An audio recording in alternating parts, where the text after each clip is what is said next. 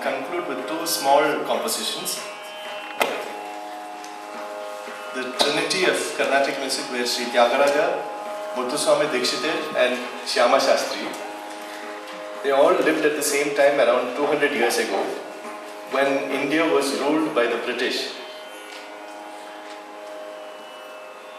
We have no record of Sri Shyama Shastri doing that, but Sri Tyagaraja and Dikshitar were attracted to the tunes of the Western bands, brass bands that they heard, and they composed some songs. Sri Tyagaraja composed 3 or 4 songs based on the Western tunes, melodies he heard at that time.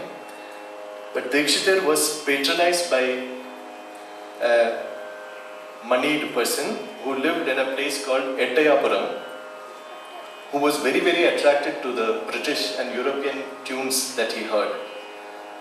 So he paid Dikshitar a lot of money and got him to compose more than 30 compositions based on the Western tunes he heard, which includes even the British national anthem, God Save the Queen. Does anybody know God Save the Queen?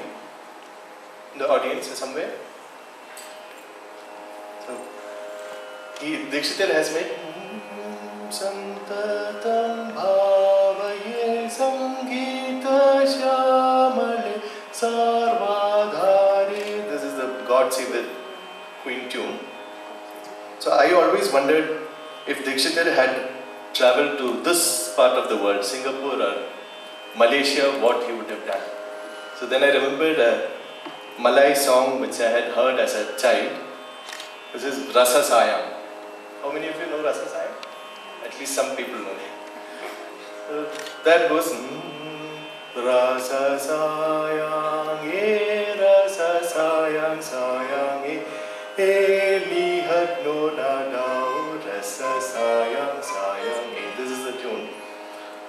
And if we are properly trained in Indian classical music, or for that matter any classical music, when we hear a tune, immediately we are able to identify the notes, which is almost like if we are a doctor, we just look at a person and we can see their X-ray.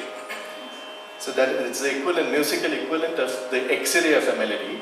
So this tune, the notes would be Ga ma pa pa sa ni da pa pa ga ma pa ni da da pa ma ga pa sa ka ri ma ni ri sa. This would be the tune for Rasa Sayang. I was teaching them in Bhaskar Academy of Music, which is on Waterloo Street, and there is a Sri Krishna temple just outside the temple, outside the academy. So I was thinking if Dikshitar had come here and he had seen that Sri Krishna temple in Singapore, he would probably have composed something like Surapala Asrita Janalola Sri Simhapura Vasa Gopi Lola Sri Krishna. Something.